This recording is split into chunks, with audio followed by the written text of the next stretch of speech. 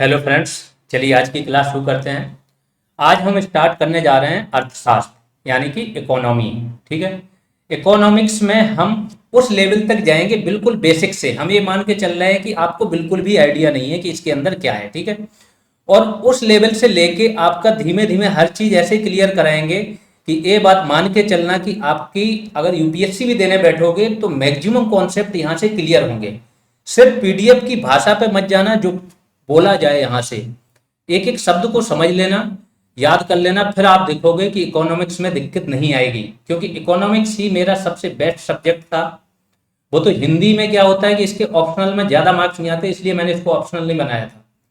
तो ध्यान रखो, बस अच्छे से पढ़ो आप। चलिए शुरू करते हैं। सबसे पहले अर्थशास्त्र। ये पता होना चाहिए आपको कि अर्थशास्त्र है क्या। कमेंट सेक्शन में थोड़ा ये बताना, थोड़े से चेंजेस हुए हैं क्या, आवाज वगैरह सही आ रही है कि नहीं, ये आप लोग वीडियो के कमेंट सेक्शन में बता देना। ठीक है। तो अर्थशास्त्र क्या होती है? देखो, किसी भी अर्थव्यवस्था में या देश में, देश होता है या समाज होता है, इसमें क्या होता है? दो ही चीजें। एक होता है या तो वस्तु या फिर सेवा।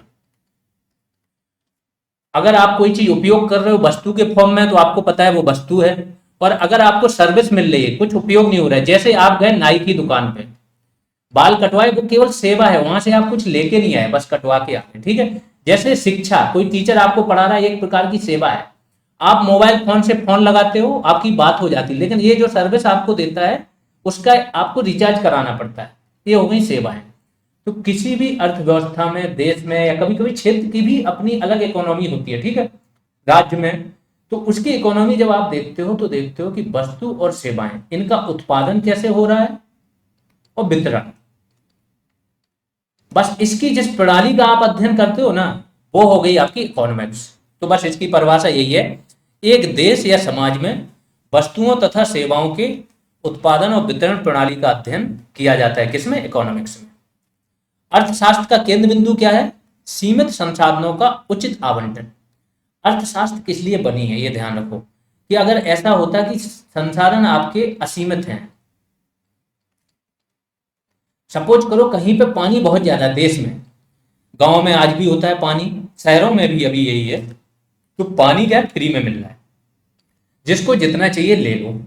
मींस इसका कोई आवंटन का कोई फॉर्मूला नहीं है। तो ये इकोनॉमिक्स में शामिल नहीं हुआ। कहाँ? गांव में। शहरों में हो गया। शहरों में आपको पानी के पैसे देने पड़ते हैं, क्योंकि शहरों में अब ये चीज लिमिटेड हो गई। पहले आप 100 साल पहले चले जाओ, किसी ने सोचा नहीं था कि पानी खरीद के पीना पड़ेगा। तो संसाधन जितने भी हैं सब सीमित हैं। अब उनका उचित आवंटन हो। उचित आवंटन कैसे होगा?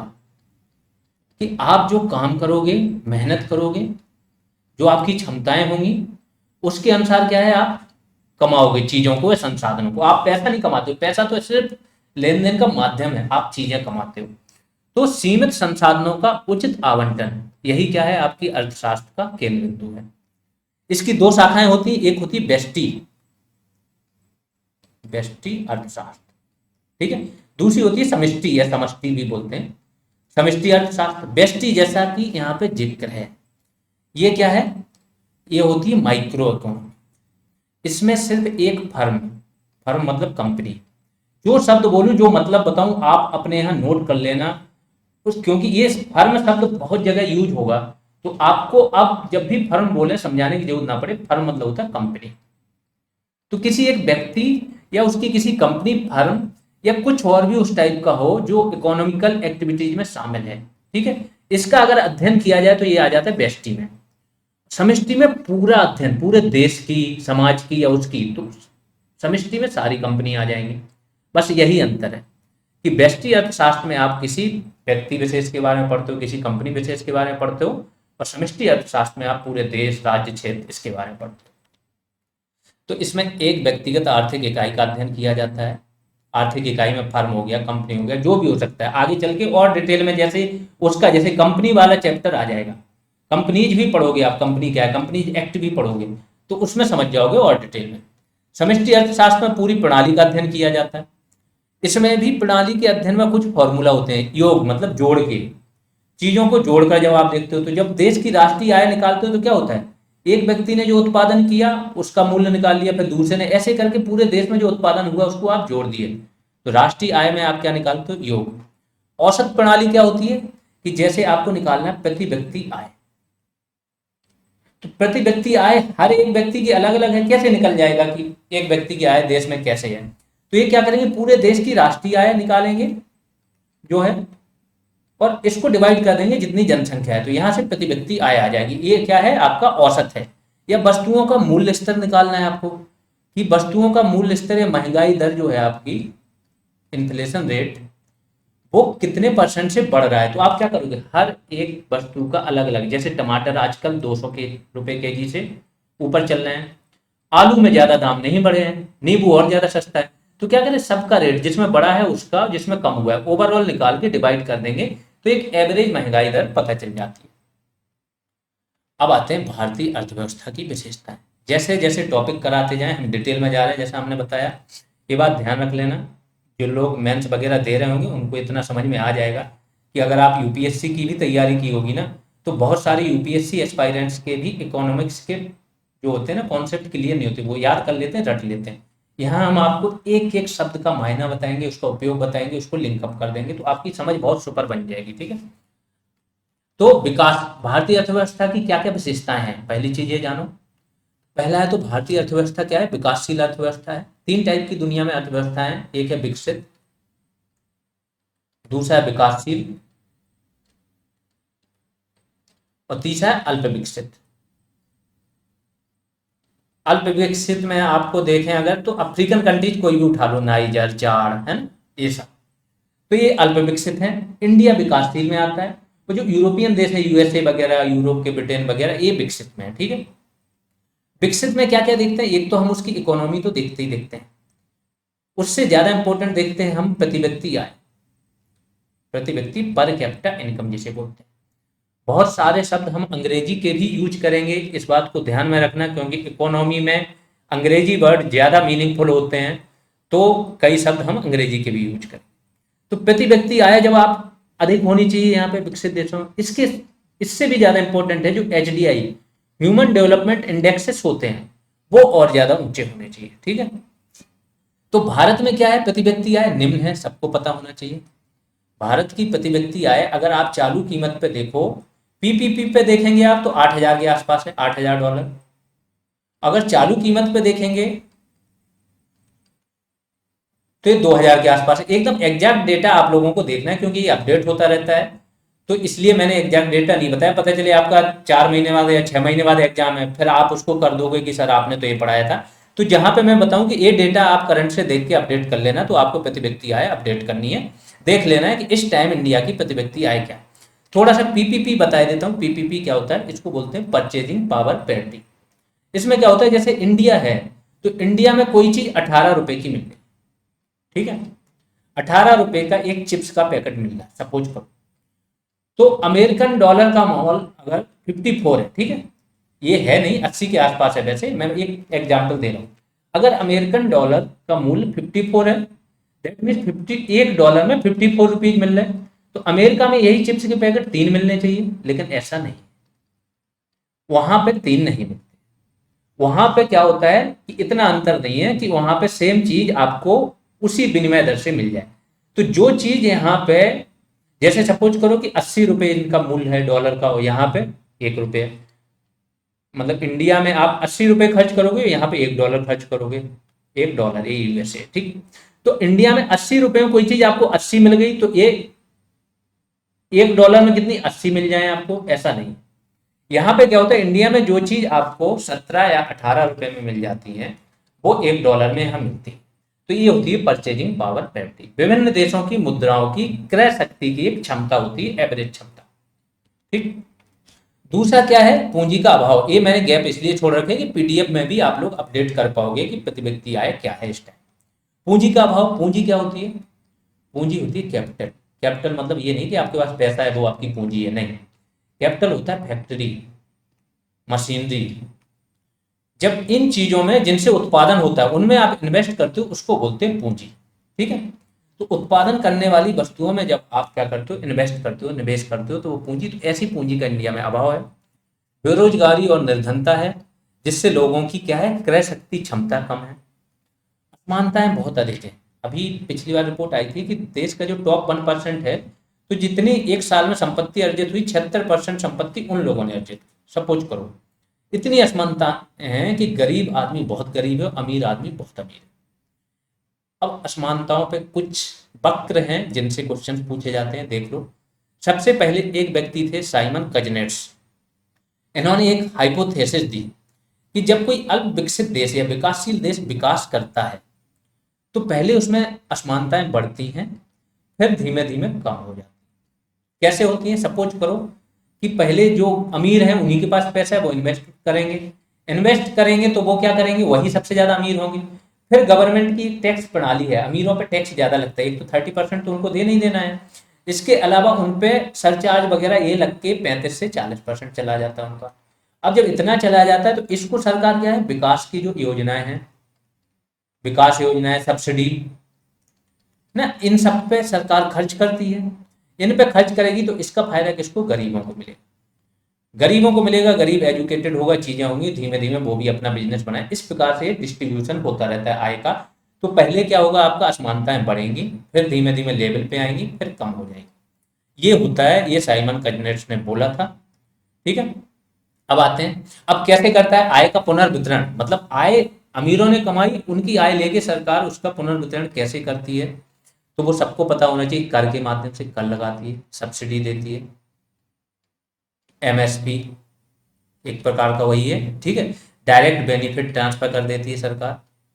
ये आय के पुनर्वितरण के साधन है। कोटा निर्धारित कर देती है कि इतने ही, लाइसेंस निर्धारित कर देती है कि लाइसेंस आपको मिलेगा तभी आप चीजें कर पाओ। ठीक, फिर देश में क्षेत्रीय असमानताएं बहुत हैं। कृषि का जीडीपी में अधिक योगदान है। कृषि का जब मोदी गवर्नमेंट आई थी उस टाइम 14% तक योगदान था, इस टाइम पे 18 के आसपास है, 18 पॉइंट कुछ है। इसको भी आपको अपडेट करना है करंट से। ठीक है, तो कृषि का जीडीपी में योगदान, अब इसका मतलब क्या हुआ, इसका सिंपल सा मतलब हुआ कि एग्रीकल्चर सेक्टर तो ग्रो करेगा आपका, लेकिन जो विकसित देश हैं उनका इंडस्ट्री और सर्विस सेक्टर, सेवा क्षेत्र, तीन ही सेक्टर होते हैं समझो। पहला होता है एग्रीकल्चर, दूसरा होता है आपका इंडस्ट्री उद्योग, और तीसरा सेवा क्षेत्र। तो उनकी इंडस्ट्री और सेवा क्षेत्र का आकार इतना बड़ा है कि एग्रीकल्चर हर साल विकास कर रही है, लेकिन उसका 2 से 3% तक ही योगदान है। भारत में 18% है। इसका सिंपल सा मतलब है कि आपका इंडस्ट्री और सेवा सेक्टर अभी उतना ज्यादा विकसित नहीं हुआ, धीमे धीमे ये कम हो रहा है। तो कृषि तो अपना विकास करेगी, अगर 305 मीट्रिक टन पैदावार हुई तो ये 310 होगी अगले साल, लेकिन उद्योग में और ज्यादा ग्रोथ हो जाएगी। इस प्रकार से इसका हिस्सा अपने आप कम होता जाएगा। तो कृषि का जीडीपी में अधिक योगदान ये विकासशील देशों में होता है। जनसंख्या वृद्धि दर अधिक, इस टाइम पे अभी हुआ है कि टीएफआर जो है, नेशनल फैमिली हेल्थ सर्वे आया था पांचवा, तो उसमें टीएफआर अपनी 2.0 पहुंच गई है। 2.1 रिप्लेसमेंट रेट है, मतलब इससे भी नीचे पहुंच गई, लेकिन फिर भी अभी अपनी जनसंख्या बढ़ती रहेगी। इस टाइम पे हम दुनिया के सबसे ज्यादा जनसंख्या वाले देश हैं, चाइना को हम 10-12 दिन पहले ही पीछे छोड़ चुके। फिर एक जनसंख्या संक्रमण सिद्धांत होता है, थॉमसन तथा नॉटस्टीन ने दिया था। इसके कुछ स्टेजेज होते हैं, जैसे पहला स्टेज होता है कि जन्म दर अधिक होगी और मृत्यु दर अधिक होगी, तो जनसंख्या स्थिर रहेगी, दोनों अधिक है।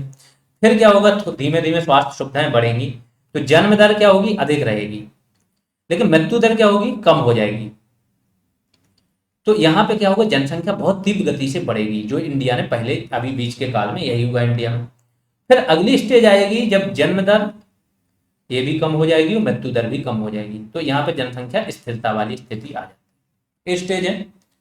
फिर जीवन की गुणवत्ता का निम्न स्तर, जीवन की गुणवत्ता, जितने भी इंडेक्स देखो आप, HDI इंडेक्स, हैप्पीनेस इंडेक्स, ठीक है, इन पे इंडेक्स पे वैसे एक वीडियो डिजिटल बोर्ड पे क्लास यूट्यूब पे पढ़ी है, उसको भी आप देख सकते हो, तो ये पता चल जाए। बाकी हम एक PDF दे देंगे तो सारे इंडेक्स पता चल जाएंगे। बहुत डिटेल में कराया है उस वीडियो क्लास में हमने कि अलग अलग इंडेक्स कौन निकालता है, कैसे निकालता है, क्या क्या आयाम होते हैं, इंडिया की रैंक वगैरह सब समझाया। ठीक है, तो इन इंडेक्स में इंडिया का जो है रैंकिंग वो 100 के पार ही जाता है अधिकतर सब में। तो ये है जीवन का स्तर, निम्न स्तर है।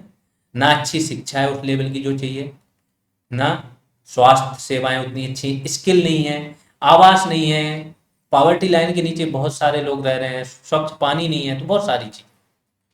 फिर देखो, ये तो अभी तो विकासशील अर्थव्यवस्था जो है ना, उसकी ये सारी विशेषताएं बता रहे थे। मीन्स भारतीय अर्थव्यवस्था की पहली ही विशेषता आप जाने हो विकासशील, और ये विकासशील के अंदर की थी सारी विशेषताएं। दूसरी है भारतीय अर्थव्यवस्था की विशेषता क्या, मिश्रित अर्थव्यवस्था है। मिश्रित कैसे, अब तो धीमे धीमे हम लोग पूंजीवाद की ओर बढ़ रहे हैं, लेकिन अभी भी मिश्रित का प्रभाव बहुत ज्यादा है हमारे, अभी बताएंगे कि मिश्रित होती क्या, ठीक है। तो पूंजीवादी समझ लो, पूंजीवादी अर्थव्यवस्था वो होती है कि सारी गतिविधियां मैक्सिमम निजी क्षेत्र में होती हैं, लाभ के आधार पर काम होता है, हर व्यक्ति अपना लाभ देखता है, कंपनी फिर काम करती है, सरकार केवल रेगुलेट करती है, बहुत कम हस्तक्षेप होता है सरकार का, ठीक है, बहुत कम हस्तक्षेप होगा सरकार का। इसके अलावा किसी के लिए कोई बाउंडेशन नहीं है, कोई भी व्यक्ति कोई भी कंपनी खोल सकता है और काम कर सकता है। इसमें क्या होता है कि दक्षता जो होती है, इफिशियंसी, वो बहुत ज्यादा रहती है, लेकिन जो सामाजिक न्याय रहता है वो कम रहता है। सामाजिक न्याय, क्योंकि जो गरीब आदमी वो गरीब ही रहेगा, उसको मजदूरी ही करनी है, और जो अमीर आदमी है वो क्या है, धंधे को। इसके विपरीत जो दूसरा हुआ था, इसी जब पूंजीवाद का दुनिया में विकास हुआ, तो फिर एक कार्ल मार्क्स है, उन्होंने देखा कि मजदूरों की दशा, दुनिया में सबसे ज्यादा दयनीय दशा मजदूरों की, 18 से 19 घंटे काम करा रहे हैं, खड़े खड़े काम कर रहे हैं।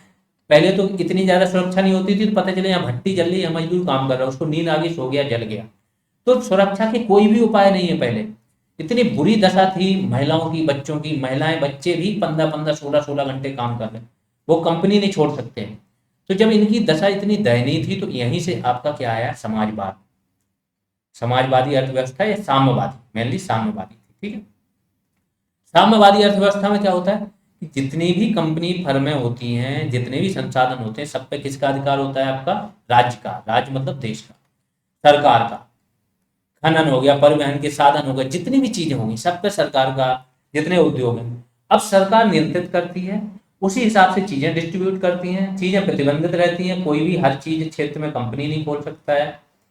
यहाँ पे क्या होगा, दक्षता बहुत कम हो जाती है, जैसे पता है बीएसएनएल क्यों बंद हो गया, इफिशियंसी बहुत कम थी। दक्षता कम होगी, लेकिन सामाजिक कल्याण जो होगा वो उच्च रहता है, ठीक है। जो कमजोर तबका है उनका कल्याण उच्च क्वालिटी का है। तो यही है कि पूंजीवादी में क्या है, अधिकांश आर्थिक गतिविधियां निजी क्षेत्र में होती हैं, लाभ को ध्यान में रखकर उत्पादन होता है, सरकार की नीतियां बहुत उदार होती हैं, मूल्य जो होता है बाजार तंत्र के आधार पर तय होता है, उत्पादकता अधिक होती है और सामाजिक न्याय कम।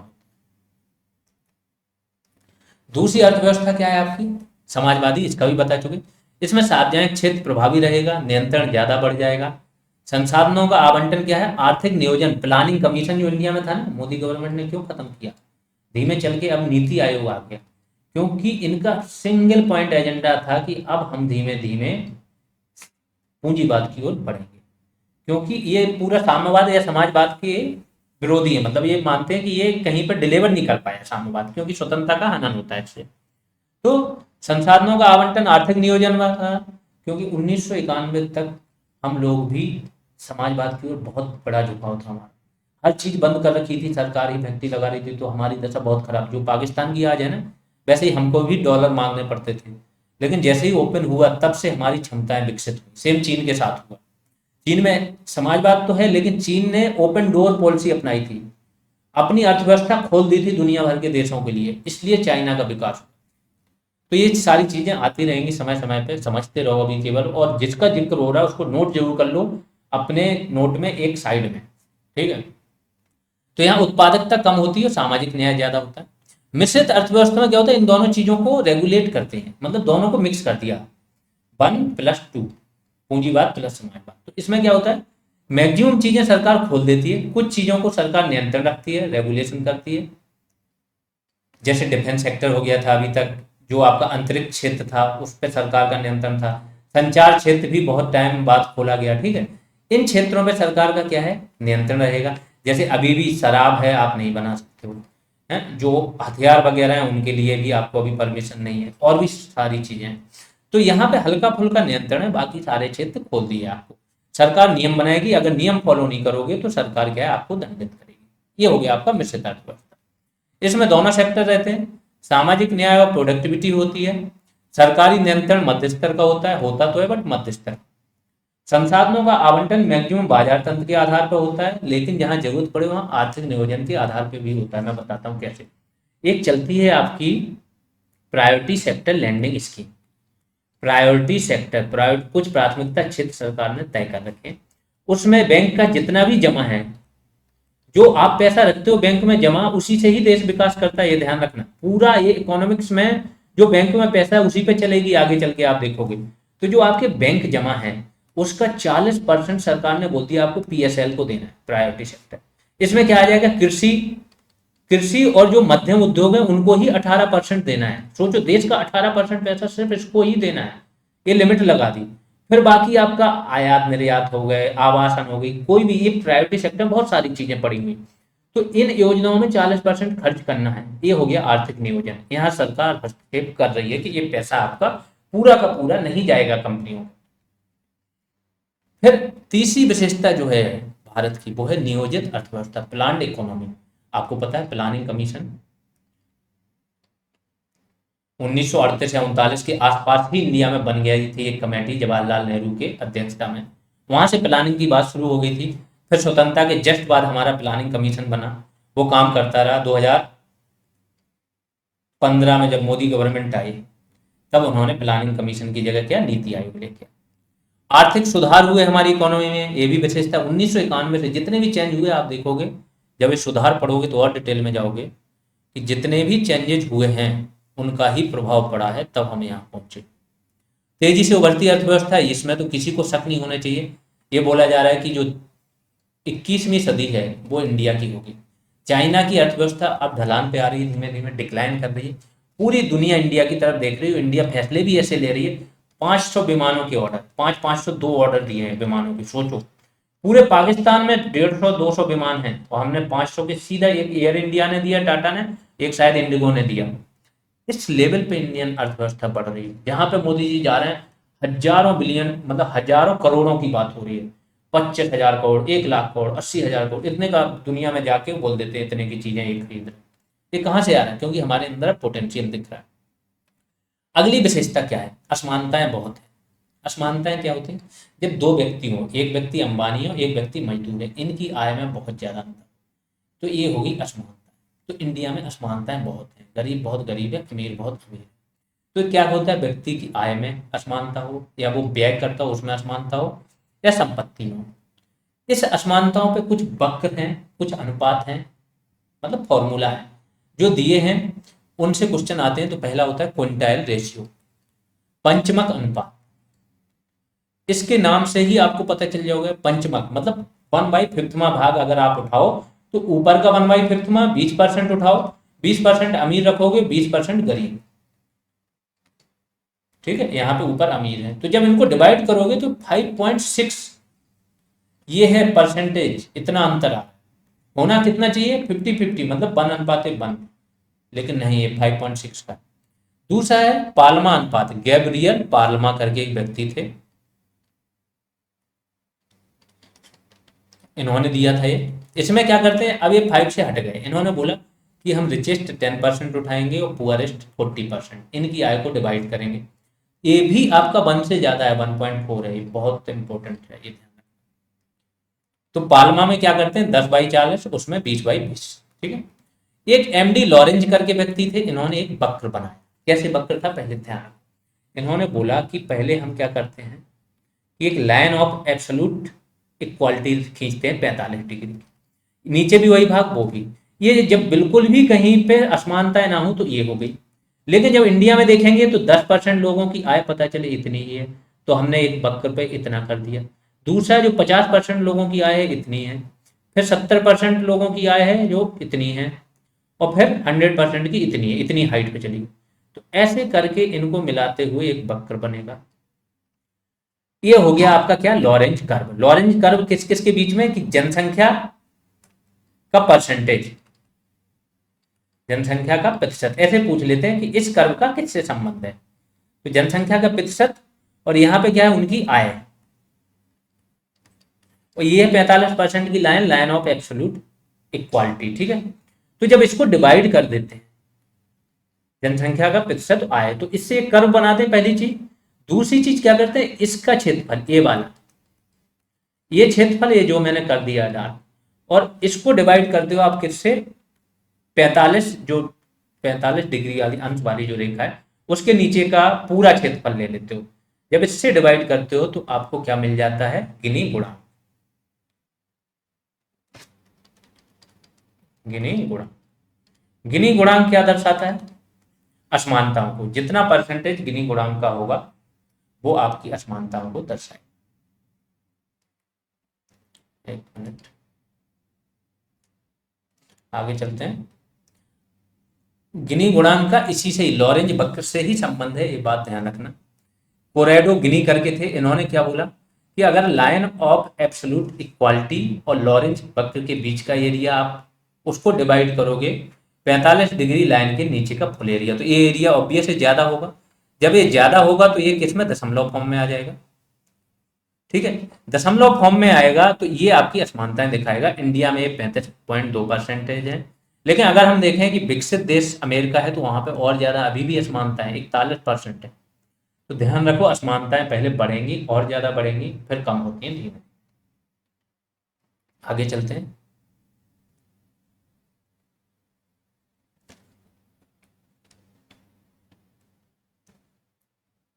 असमानताओं के कारण देख लेते हैं। ठीक है, ये वैसे मेंस के लिए, बट आपको अभी स्टार्टिंग की 2-3 क्लास में हर चीज का एक आइडिया होगा ना, तब आप चीजों का अच्छे से समझ में आएंगी, इसलिए मैंने लिख दिए। तो भारत में अगर आप असमानताओं के कारण देखोगे कि क्या कारण है जो भारत में इतनी सारी असमानताएं हैं, तो सबसे पहले तो उत्तराधिकार व्यवस्था, कि माँ बाप के पास, जो अंबानी के पास संपत्ति उनके बच्चों के पास चली जाएगी पूरी की पूरी। तो इससे क्या होगा, ज्यों की त्यों असमानताएं बनी रहेंगी। लोगों के पास मूलभूत सुविधाओं की कमी है, इससे वो ऊपर नहीं उठ पाते। शिक्षा और स्वास्थ्य का स्तर नीचे है, ये एरो जहां पे बताएं वो मतलब गिर रही है नीचे। भ्रष्टाचार ज्यादा है। जो विकास के लिए पैसा आता है, पहले क्या होता था, राजीव गांधी खुद बोलते थे कि 1 रुपए भेजते थे, सिर्फ 15 पैसा नीचे पहुंचता था। ठीक है, तो भ्रष्टाचार या रिसाव जो था विकासात्मक व्यय में बहुत ज्यादा था। आधारभूत ढांचे का अभाव था। आधारभूत ढांचा क्या होता है, रोड, बिजली, इसके बाद और भी अस्पताल हो गए, ये भी आधारभूत ढांचे का ही भाग है। ठीक है, सामाजिक आधारभूत ढांचा होता है।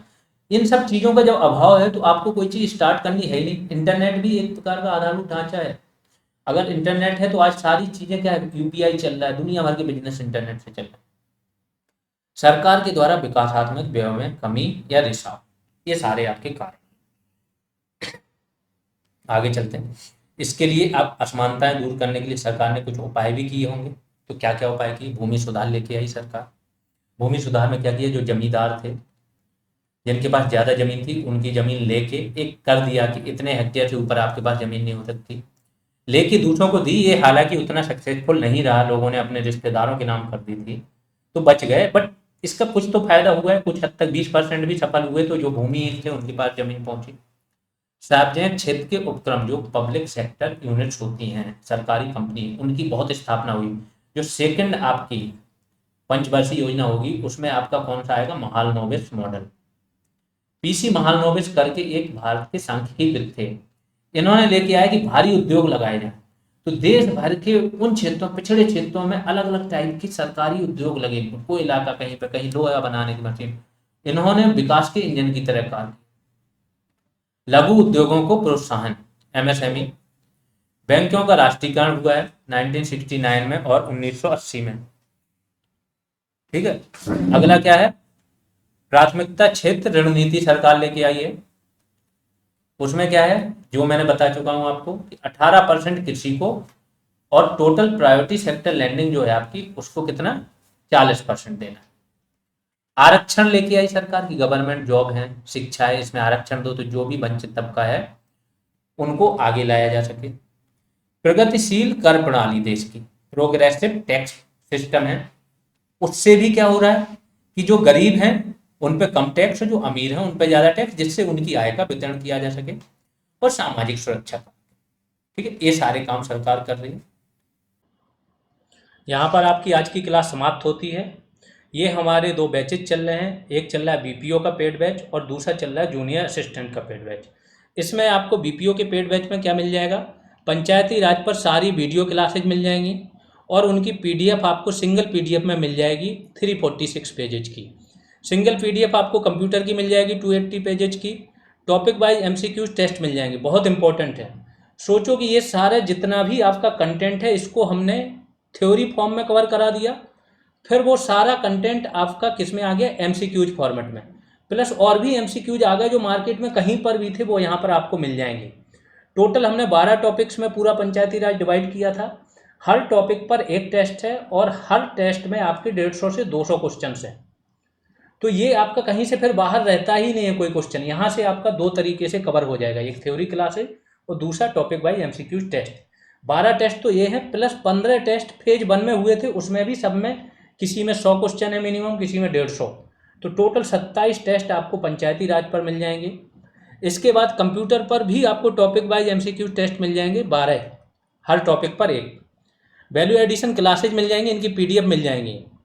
ठीक है, वैल्यू एडिशन पे हमने क्या किया, पंचायती राज पर वैल्यू एडिशन मीन्स वो कंटेंट जो क्लासेज और टॉपिक वाइज MCQ से बाहर का था, किसी भी बुक में था, तो पंचायती राज पर भी है वो आपका। इसके बाद स्कीम्स पर भी है, सेंट्रल गवर्नमेंट की पे स्कीम्स पर है, प्लस यूपी गवर्नमेंट की स्कीम्स पर है, वो सारी चीज़ें मिल जाएंगी आपको। यूपी स्पेशल वीडियो क्लासेज और PDF मिल जाएंगी। टास्क करने का आपको मौका मिलता है। टास्क करते हो तो एक तो आप खुद परफॉर्म करते हो, आपकी एक आदत डेवलप होती है, प्लस उससे आपको मौका मिलता है सुपर ग्रुप में जाने का। इसके बाद रेगुलर ग्रुप कॉल होती रहती है, तो आपके जो भी डाउट्स होते हैं, क्वेरीज होती है, स्ट्रेटजी होती है, वो आपको मिलती रहती है। ठीक है, फीस 299 है। पेटीएम, फ़ोनपे, गूगल पे कुछ भी कर सकते हो, इस नंबर पर करना है। नेम ये चेक कर लेना। इसके बाद टेलीग्राम या व्हाट्सएप में से किसी एक पर आपको भेज देना है, थोड़ा वेट कर लेना है, आप जोड़ दिए जाओगे पेड बैच में। अगर कोई क्वेरी है तो इस नंबर पर आप कॉन्टैक्ट कर सकते हो।